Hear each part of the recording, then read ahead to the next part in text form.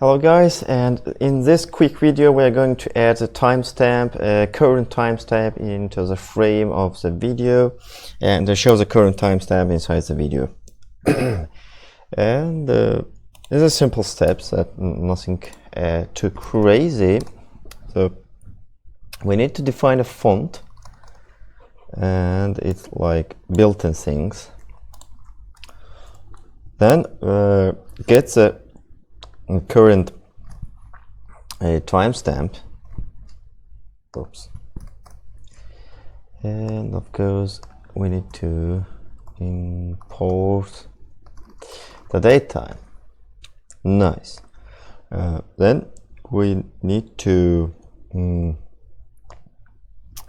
add this timestamp to the frame, which we have grabbed from the readFrame function, and we have to put text into this frame with this font and with a given datetime or the timestamp, and then show the frame. So that's it. Let's save and run. Where is our nice and wait, main py.